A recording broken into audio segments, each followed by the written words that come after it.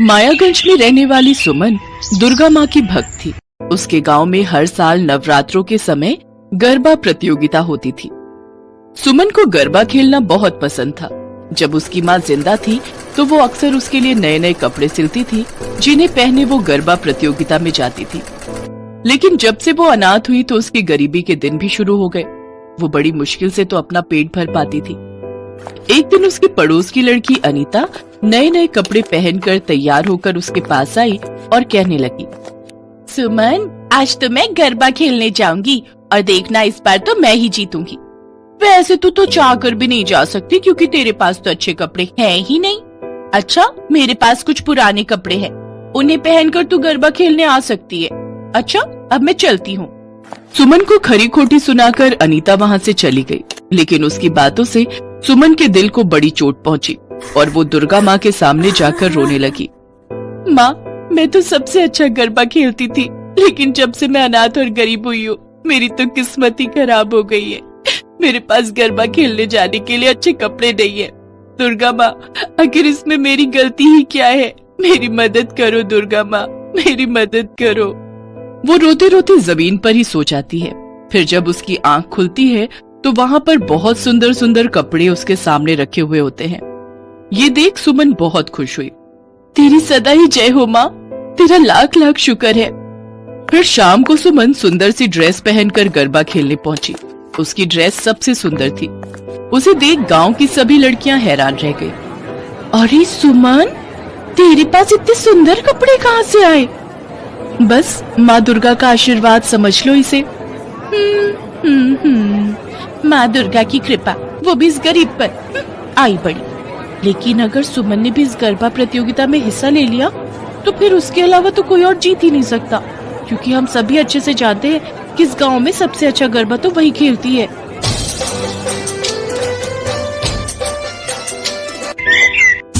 अब सुमन भी रोज नए नए कपड़े पहनकर गरबा खेलने जाती। ऐसे ही कुछ दिन बीत गए।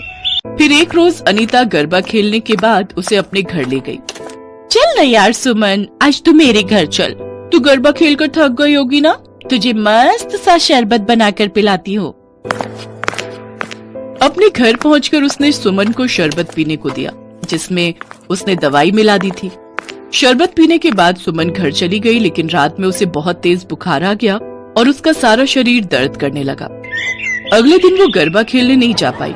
ये देख अनीता मन ही मन बहुत खुश हुई। अब तो उसकी छुट्टी हो गई। अब तो रोज गरबा में मेरा ही जलवा होगा। अब तो मैं ही फर्स्ट प्राइज जीतूंगी। लेकिन जब माँ दुर्गा ने देखा कि उनकी भक्त सुमन अब कुछ दिनों तक गरबा नहीं खेल पाएगी, तो वो सुमन का भेष बनाकर गरबा खेलने पहुँच गई, जहाँ अनीता उन्हें देखकर हैरान रह गई।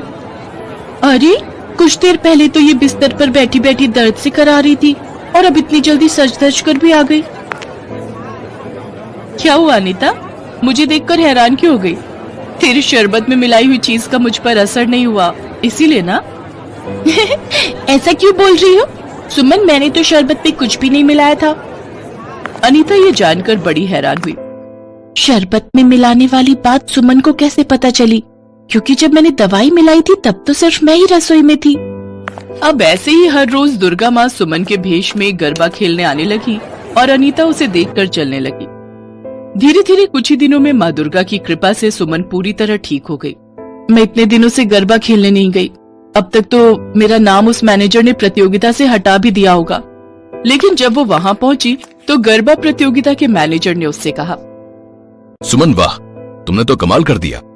हर रोज जिस तरह तुम सबसे अच्छी परफॉर्मेंस दे रही हो, उससे तो यही लगता है कि ये प्रतियोगिता तुम ही जीतोगी। मैं और गरबा? अब जाओ, जल्दी से रोज की तरह प्रैक्टिस शुरू कर दो।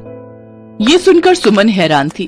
तभी उसकी नजर मैदान में छपे दुर्गा माँ के चरणों पर गई और उसे समझते देर नहीं लगी कि दुर्गा माँ ही उसकी जगह गरबा खेलने आती थी। माँ तू खुद चलकर मेरे लिए गरबा खेलने मेरी मदद करने आई। माँ, अब देखना माँ, तेरी ये बेटी ये प्रतियोगिता जीत कर ही रहेगी। दुर्गा माँ, तेरा लाख लाख शुक्र है माँ, लाख लाख शुक्र है। सुमन अब पहले से ज्यादा आत्मविश्वास के साथ गरबा खेलने लगी। फिर प्रतियोगिता से एक दिन पहले अनीता ने सोचा, आज तो मैं इसे मजा चखा कर ही रहूंगी, फिर देखती हूँ कौन बचाएगा इसे। अनीता ने गरबा प्रतियोगिता के मैदान में बने वॉशरूम के वॉश बेसिन में नंगी तार डाल दी ताकि सुमन जब वहाँ हाथ मुंह धोने आए तो करंट लगने से वो मर जाए। लेकिन जैसे ही सुमन हाथ मुंह धोने लगी बिजली चली गई। फिर बच गई। ना जाने वो कौन सी शक्ति है जो हमेशा इसका साथ देती है। दरअसल ये भी दुर्गा माँ का ही एक चमत्कार था जिसमें सुमन बाल बाल बच गई। फिर आखिरकार गरबा प्रतियोगिता का दिन भी आ ही गया। उस प्रतियोगिता में सभी लड़कियां लगातार गरबा खेल रही थी, लेकिन फिर एक एक कर सभी लड़कियां हारती गईं। लेकिन सुमन के पैर बिल्कुल नहीं रुके और वो आखिर तक गरबा खेलती रही और आखिर में प्रतियोगिता जीत गई, जिसमें इनाम के तौर पर उसे 10 लाख रुपए मिले, जिससे उसकी गरीबी दूर हो गई और उसने माँ दुर्गा के मंदिर में जाकर उन्हें ढेर सारा धन्यवाद दिया, उन्हें भोग लगाया। साथ ही सभी गांव वालों को आज उस गरीब लड़की ने माँ दुर्गा के नाम का भंडारा खिलाया।